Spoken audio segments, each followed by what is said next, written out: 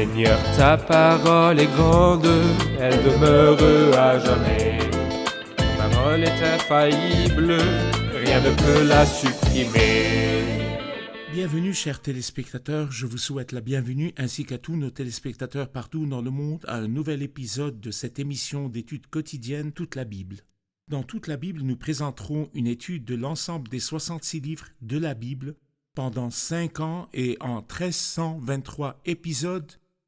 Nous expliquerons la Bible ensemble pour puiser ensemble dans le fleuve de ce livre, le fleuve profond, car je vois un terme à tout ce qui est parfait, mais tes commandements, ta loi sont sans limite. Nous sommes devant la grandeur de la Bible, nous nous inclinons tous et la grandeur de la Bible sera toujours très loin de la portée des ennemis de la Bible, tous ceux qui essayent de porter atteinte à la Bible et à la grandeur de la Bible. La grandeur de la Bible sera toujours la bannière qui marque ce livre. C'est un grand livre parce que son auteur est le Saint-Esprit, le grand Dieu. Nous sommes dans cette série qui précède l'étude du livre de la Genèse. Nous avons consacré les 10 premiers épisodes à parler de la Bible. Nous en avons présenté 9 sur le concept de l'inspiration, les théories de l'inspiration, l'unicité de la Bible, l'infaillibilité de la Bible, la science dans la Bible et les miracles numériques et linguistiques dans la Bible. Et aujourd'hui, dans ce 10e épisode de cette série, nous parlerons de la prophétie dans la Bible. La Bible est un livre prophétique, la prophétie dans la Sainte Bible. Permettez-moi tout d'abord de souhaiter la bienvenue à mon invité, le serviteur du Seigneur, avec moi, frère Youssef Riyad. Bienvenue, frère Merci, Youssef. frère vous Riyad. nous honorez toujours. Que Dieu vous bénisse. Bienvenue aussi à nos invités, soyez les bienvenus. Frère Youssef, quand je dis que la Bible est un livre prophétique, que veut dire un livre prophétique? Oui, laissez-moi dire que c'est le livre prophétique, puisqu'il n'y a pas dans le monde entier un livre prophétique autre que la Bible sainte. Un livre prophétique dont l'auteur est Dieu qui connaît l'avenir. Parfait. Est-ce que quelqu'un d'autre que Dieu connaît l'avenir? Absolument pas. Dans la prophétie d'Ésaïe, Dieu a défié les faux prophètes et les idoles et ceux qui se confient en elles. Révélez ce qui arrivera. Nous reconnaîtrons alors que vous êtes des dieux. Bien sûr, personne ne connaît l'avenir et ce qui arrivera plus tard, sauf Dieu seul. Absolument. Et si nous voulons élargir un peu le concept de la prophétie comprend aussi la révélation de ce qui est arrivé et de ce qui arrivera. Car dans l'éternité, qui C'est d'entre vrai. nous a vu l'éternité et y était? Mais la Bible nous a dévoilé ce qui était dans l'éternité, ce qui se passait chez Dieu dans l'éternité. Nous trouvons ça dans la Bible. Pour être plus précis, elle révèle les temps éternels, l'éternité et le présent. Parfait. Ça veut dire elle révèle mon cœur et mes mystères. C'est-à-dire, je peux cacher des choses aux gens et je ne peux pas les cacher à Dieu. Et ce livre-là juge les sentiments et les pensées du cœur. Disons que le triple sens de la prophétie est révéler les temps éternels, Oui. et révéler la condition de l'homme, C'est vrai? et révéler l'éternité. Oui. Le livre qui nous explique les temps éternels et l'éternité et Et la aujourd'hui. condition de l'homme et sa corruption est le C'est livre vrai. de Dieu, le livre Parfait. prophétique. Si nous voulons aller aux parties de la Bible, l'Ancien Testament et le Nouveau Testament ont bien sûr une partition que nous avons déjà apprise. Où se trouve la prophétie dans ces parties? Elle se trouve dans l'Ancien Testament et le Nouveau Testament aussi, passé, présent et futur. Livres historiques, livres poétiques, livres prophétiques. Les livres prophétiques ont pour but de parler de l'avenir. Dans l'Ancien Testament, ils sont au nombre de 17. Et il y en a un seul dans le Nouveau Testament qui est le livre de l'Apocalypse, qui complète le système de ce que nous raconte ou de ce que nous réserve l'avenir, bien que nous trouvions de nombreux chapitres qui sont dans la loi ou dans les évangiles ou qui nous parlent aussi de prophéties qui s'accompliront dans l'avenir, parce que la Bible est une parole prophétique. Absolument. Nous révisons maintenant ce que nous avons dit auparavant. L'Ancien Testament se divise en 3 parties et nous leur avons fait comme un design ou un C'est modèle, vrai. comme un dessin 17, 5, 17. Les 17, c'est les 5 livres de Moïse, plus 12 livres historiques, Oui. c'est des livres historiques. Les 5, c'est des livres poétiques et 17 livres prophétiques, 5 prophètes majeurs Parfait. et 12 mineurs. C'est vrai. Quand nous parlons de prophétie, est-ce que n'importe qui peut interpréter la prophétie ou y a-t-il des règles pour contrôler la compréhension de la prophétie? Nous les avons déjà mentionnés et nous nous arrêtons là-dessus maintenant sur l'écran, et vous nous direz les règles de compréhension de la prophétie, ce qui contrôle notre compréhension de tous les livres de la Bible en général et des 17 livres prophétiques en particulier. Les règles de compréhension de la prophétie dans la Bible. Allez-y, frère Youssef. En fait, ces 5 règles sont vraiment formidables. Nous devons savoir que l'Église n'est pas mentionnée dans les livres de l'Ancien Testament, ni dans la prophétie en général. Car l'Église, comme nous le comprenons d'Éphésiens 3, était un mystère caché de tout temps en Dieu. Nous devons faire la distinction entre l'Église en tant que mystère caché en Dieu et le peuple terrestre de l'Ancien Testament. Deuxièmement, il y a un accomplissement proche et un accomplissement lointain. Et je crois que la chose la plus claire, même si elle est claire à bien des égards, mais la prophétie la plus ancienne, par exemple, qui est la prophétie d'Enoch, 7e homme après Adam, mentionné dans Jude, verset 14, faisait certainement référence au déluge comme accomplissement proche et aussi au jour du Seigneur, quand le Seigneur apparaîtra pour rétribuer et condamner les impies et les méchants, comme nous le dit Jude, verset 14. Et quand nous arrivons au 3e beau point sur l'écart historique qui sépare 2 événements, et la belle analogie ici est que de loin nous voyons comme si les sommets de 2 pyramides sont adjacents l'un à l'autre, ou que les sommets de 2 montagnes sont adjacents l'un à l'autre, bien qu'il y ait en fait une très grande distance entre eux. Ça, c'est le beau concept de l'écart historique dont le plus clair est mentionné dans Ésaïe 61 et que le Christ a cité dans Luc 4, quand il a parlé de l'Esprit du Seigneur sur lui. Il m'a oint pour évangéliser les débonnaires, etc. Il s'est arrêté ici, il n'a pas dit pour publier le jour de la vengeance de notre Dieu, parce que cela se produira lors de la 2e venue du Christ. Entre la première et la 2e venue, il y a un écart historique. La 4e chose est très belle, c'est que le Christ, dans sa souffrance et dans sa gloire, est le cœur de l'esprit de la prophétie. La prophétie parle de 2 choses, et c'est clair dans la première lettre de Pierre, chapitre 1, quand il dit que les prophètes ont parlé des souffrances qui devaient arriver à Christ et la gloire qui devait les suivre. Et la dernière chose, qui est très importante, qu'aucune prophétie de l'Écriture ne procède d'aucun mouvement particulier, car la prophétie n'a point été apportée par la volonté humaine, mais les saints hommes de Dieu ont parlé, étant poussés par l'Esprit Saint. Ne prenez donc pas une partie de la prophétie indépendamment du reste de la prophétie, car notre Bible s'appelle la parole prophétique. Parfait. Nous encourageons nos chers téléspectateurs à prendre une photo de cela et de la garder dans la Bible. Ça leur facilitera la compréhension des 17 livres prophétiques dans l'Ancien Testament et des parties prophétiques dans le Nouveau Testament, surtout du livre de l'Apocalypse. Nous ferons une pause puis reviendrons pour prendre une question des invités.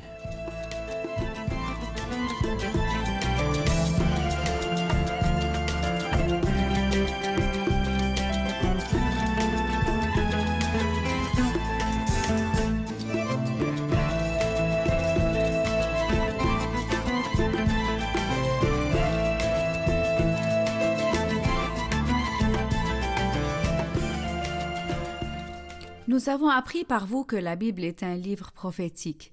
Ma question est la suivante. Y a-t-il des prophéties qui ont été annoncées dans le passé et qui se sont déjà accomplies? Et y a-t-il des prophéties dans l'Ancien Testament qui ne se sont pas encore accomplies? S'accompliront-elles ou pas? La Sainte Bible est le livre prophétique. C'est vrai. Est-ce que tout ce que la Bible a prophétisé a été accompli dans le passé? Il n'y a pas d'autre possibilité d'accomplir des prophéties futures? En fait, les prophéties dans la Bible sont de 2 types.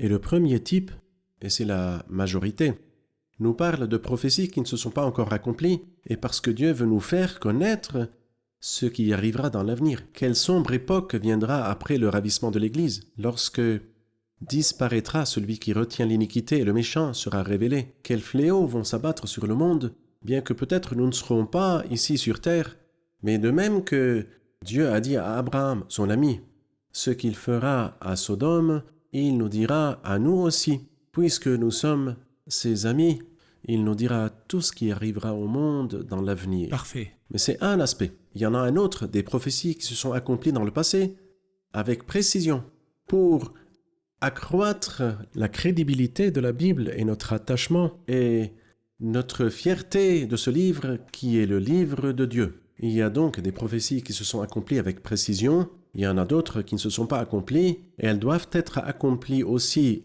à temps avec la même précision dont se sont accomplies les autres prophéties. Parfait. Si nous voulons parcourir ensemble un moment la prophétie dans la Bible, et commencer par les prophéties sur la personne du Oui. Christ, où trouvons-nous des prophéties liées à la personne du Christ dans l'Ancien Testament? En fait, il y en a beaucoup trop, car, comme nous l'avons dit tout à l'heure, le témoignage de Jésus est l'esprit de la prophétie.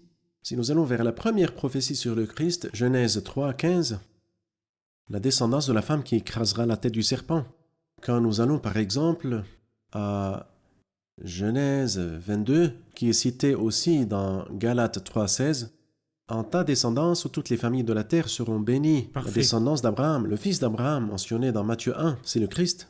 Quand nous arrivons au livre de la Genèse, chapitre 39, il nous dira qu'il sortira de la tribu de Juda. 49. 49, oui. Oui. Nous voyons la même idée dans plusieurs parties de la Bible, et peut-être que les prophéties les plus claires et les plus abondantes se trouvent dans le livre d'Ésaïe. Le livre d'Ésaïe nous parle de très nombreuses prophéties. Sur la naissance virginale du Christ, Ésaïe 7, 14, sur le quintuple nom du Christ, sur le début de son ministère dans un village de la Galilée, sur ses œuvres miraculeuses, Ésaïe 35, sur sa perfection morale unique et inégalée, Ésaïe 42, et quand nous arrivons à quand le Christ a fait son entrée victorieuse à Jérusalem dans un simple convoi, prophétie de Zacharie, chapitre 9. Et la croix occupe une très grande partie des prophéties de l'Ancien Testament. Psaume 22, 69, Ésaïe 53, Zacharie 12 et 13. Elles nous parlent toutes des souffrances du Christ, de l'ensevelissement du Christ et de la résurrection du Christ, Ésaïe 53. Puis de l'ascension du Christ, Psaume 68. Et de sa deuxième venue avec gloire et puissance et l'établissement de son royaume, nous trouvons tout cela dans les prophéties de l'Ancien Testament, et en particulier les prophéties d'Ésaïe. Parfait. N'oublions pas le psaume 16, Bien c'est-à-dire sûr, la résurrection, la mort, l'ensevelissement et la résurrection sur lequel Pierre s'est appuyé dans son explication le jour de la Pentecôte, en parlant non pas de David, mais du Christ qui est mort, a été enseveli et ressuscité. Tu me fais connaître le sentier de la vie. Toutes les Écritures parlent du Christ. C'est vrai. En ce qui concerne la personne du Christ, tout l'Ancien Testament parle de la personne du Christ dans ses prophéties et ses symboles. C'est vrai. Mais je veux m'arrêter sur certaines prophéties liées à la personne du Christ en tant que germe. Oui. Nous nous arrêterons sur ces prophéties et merci de nous expliquer la signification du mot germe. Plusieurs livres font référence au Christ en tant que germe. Christ le germe, comme nous le voyons dans ces prophéties. Pourriez-vous nous expliquer, frère Je Joseph? veux tout d'abord dire que le mot germe, netzer, racine du mot nazarien qui est apparu à la fin de l'évangile de Matthieu, comme ce qui avait été dit par les prophètes, il sera appelé nazarien. Et là, les ennemis de la Bible ont Oui, saisi ça et on ont dit il n'y a pas de nazarien. Aucun verset de l'Ancien Testament ne dit qu'il sera appelé nazarien. Il y a une erreur dans la Bible. Que veut dire pour eux, nazarien? Car le mot nazarien veut dire en arabe germe. Y a-t-il une prophétie à ce sujet? Non, cette prophétie, comme vous les avez expliquées ici, de manière fantastique. Dans Ésaïe, 3 prophéties. Jérémie 2 prophéties, Zacharie 2 prophéties, le total est de 7. La première prophétie, dans Ésaïe 4, en ce temps-là, le germe de l'Éternel sera plein de noblesse et de gloire. Dans Ésaïe 11, il sortira un rejeton du tronc de Jessé, et un surgeon croîtra de ses racines. Ésaïe 53, il est monté comme un rejeton devant lui et comme une racine, c'est-à-dire germe. Sortant d'une terre altérée, le monde entier en fait était une terre desséchée jusqu'à l'avènement du Christ.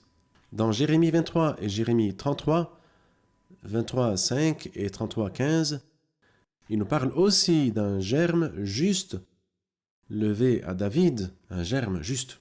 Et Zacharie 6 et Zacharie 3:8, il nous parle de germe, mon serviteur, et d'un homme duquel le nom est germe, donc 7 fois. Et c'est parmi les 7 dont nous avons parlé dans un épisode précédent et qui remplissent la Bible du long au large. Nous voyons ici 7 prophéties sur le Christ en tant que germe. Parfait. Ce n'est évidemment qu'un échantillon des prophéties sur la personne du Christ, mais nous encourageons nos chers téléspectateurs à entrer, à naviguer par eux-mêmes dans ce grand fleuve et à trouver beaucoup de prophéties sur la personne du Christ. Si je puis dire, la Bible a-t-elle parlé dans ses prophéties, par exemple, du peuple d'Israël et de la nation d'Israël? Où trouvons-nous Israël dans la prophétie? Partout, en fait, la prophétie, parce qu'elle est préoccupée par la terre, n'a pas parlé de l'Église, comme nous l'avons dit tout à l'heure, mais en revanche, elle a beaucoup parlé du Christ. Deutéronome 28. Il nous dit que ce peuple-là, Dieu l'emmènera dans des pays lointains et qu'ils seront dispersés dans le monde entier. Ces paroles sont dans Deutéronome, chapitre 28. Dans le verset 36 et le verset 49 nous disent qu'ils seront dispersés. Puis, il nous dira que le Seigneur viendra à eux, qu'ils le rejetteront, et qu'à la fin, ils pleureront et l'accepteront. Oui, le Christ, ils rejetteront le Christ. La pierre que les architectes avaient rejetée est devenue le principal du coin.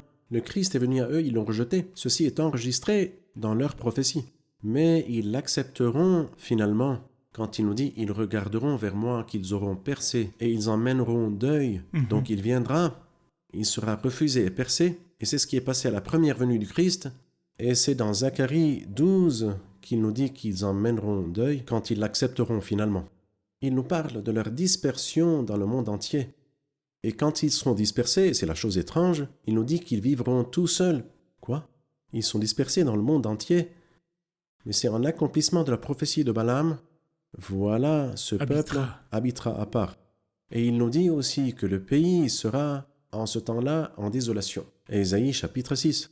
Mais plus tard, quand ils reviendront, c'est ce qui est arrivé. Aujourd'hui, le pays est un paradis. Pourquoi un paradis? Parce que le roi du Nord viendra le dévaster, comme nous le dit Joël chapitre 2. C'est-à-dire, à cause de leur méchanceté, le pays est dévasté. Et quand ils sont revenus dans l'incrédulité, ils l'ont reconstruit de manière créative. Car le roi du Nord allait venir le détruire. Oui, viendra le Messie et en fera encore une fois un paradis. Donc, des détails, à tel point qu'un des souverains de la Russie a demandé au prédicateur de son palais « Pouvez-vous me prouver l'inspiration de la Bible en un seul mot ?»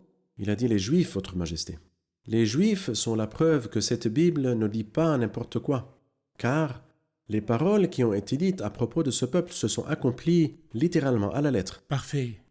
Nous pouvons évidemment dire que la Bible fait toujours référence à un autre épisode futur concernant le retour de ce peuple. Oui.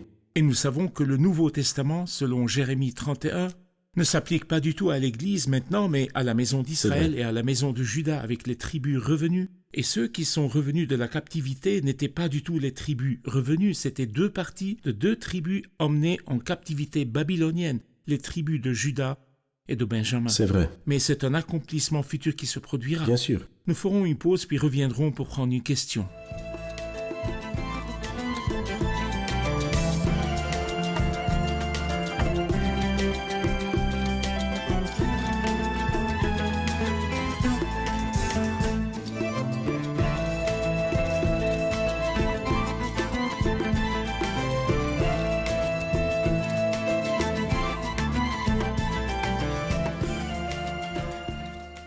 Comme nous l'avons appris, la Bible est un livre prophétique. Ma question est, y a-t-il des prophéties sur les peuples et les continents?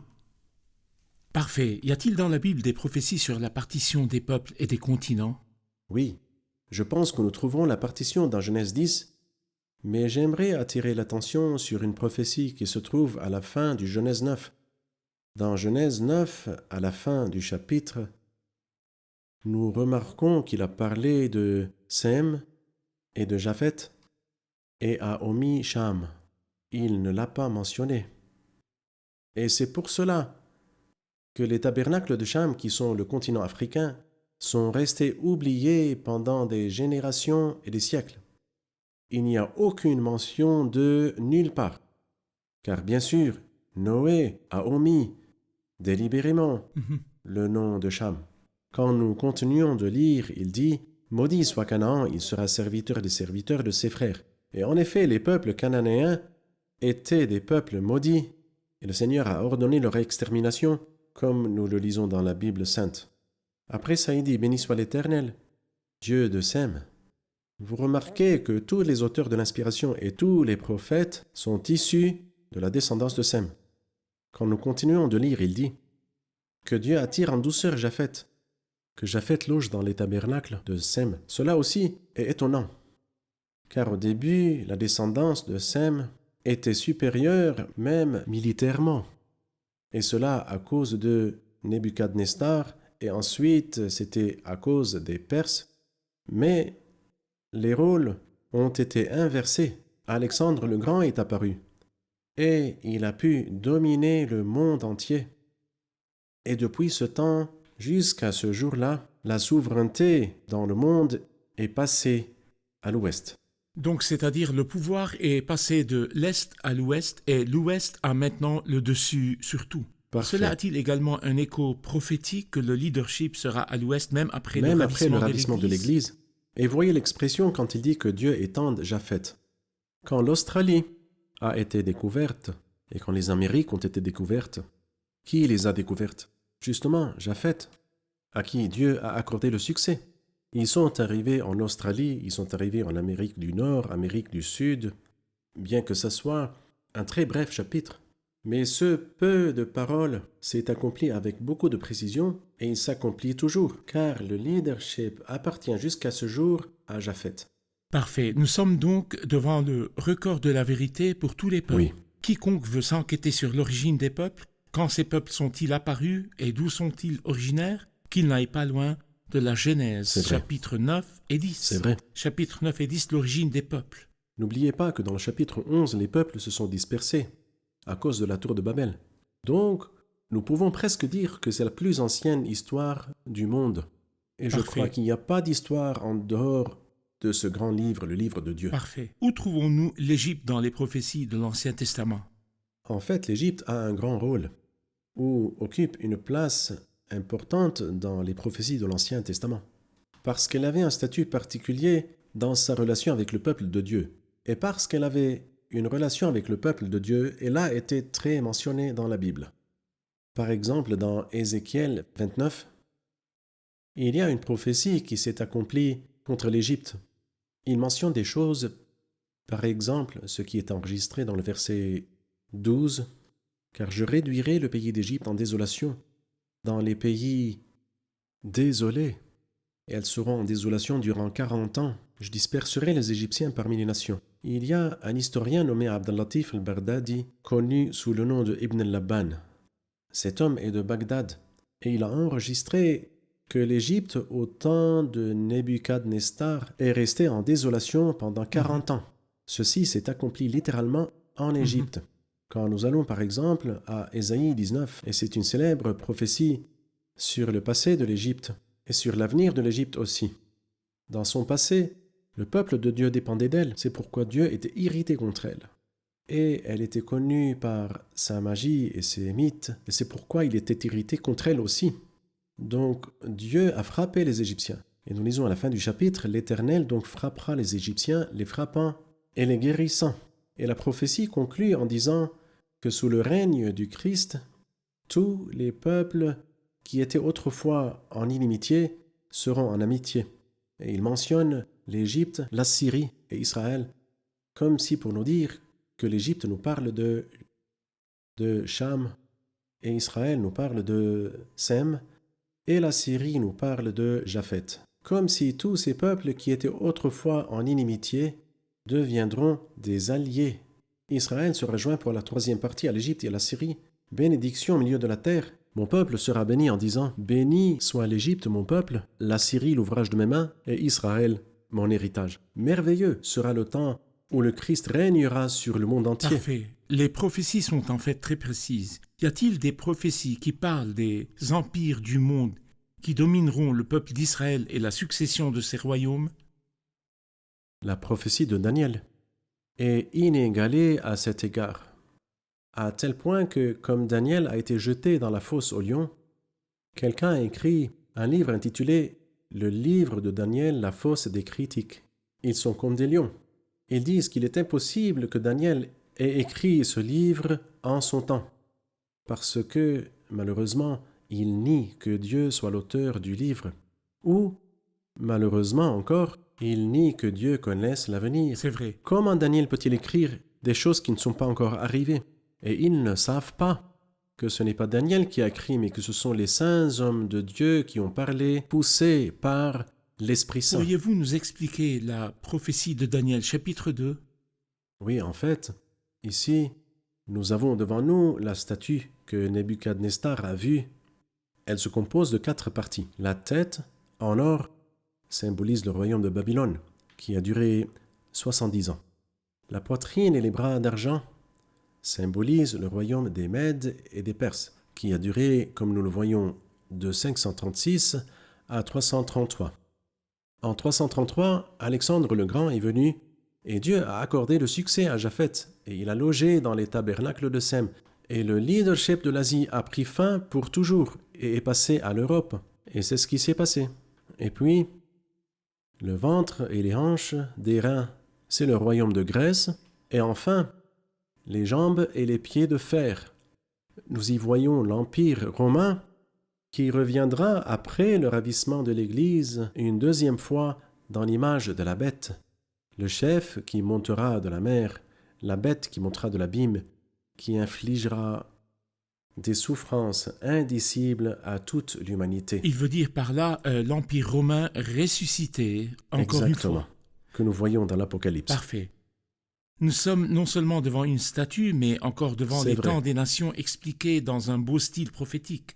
L'histoire nous parle de l'accomplissement de cette prophétie plus en détail, et il y a un autre épisode dans cette prophétie qui est l'Empire ressuscité, encore une fois. Parfait. Merci frère Youssef, nous sommes arrivés à la fin de l'épisode, que Dieu vous bénisse. Chers téléspectateurs, avec cet épisode, nous arrivons à la fin des 10 épisodes sur le concept de l'inspiration et la grandeur de l'inspiration. Nous avons conclu cette série par l'épisode d'aujourd'hui qui est la précision des prophéties dans la Bible. La Bible est la parole prophétique, c'est le livre prophétique. Plus de 10 000 prophéties dans la Bible, dont 333 prophéties environ sur la personne du Christ, sur les souffrances du Christ, sur la gloire du Christ. Il y a des prophéties qui se sont littéralement accomplies en Christ et il y a des prophéties qui se sont littéralement accomplies dans des nations et des peuples. Et il y a des prophéties qui s'accompliront dans l'avenir parce que la Bible est la parole prophétique qui a révélé avec précision l'avenir inconnu des hommes, mais connu du Dieu omniscient, parce que Dieu est éternel. Dans le prochain épisode, par la grâce du Seigneur, nous parlerons de la Genèse, introduction à la Genèse, le premier livre de la Sainte Bible. Je vous encourage, si vous avez des questions ou des demandes de renseignements, envoyez-les-nous par courriel info@commercialtoutelabible.net. Et je vous retrouve dans un nouvel épisode. Que Dieu vous bénisse.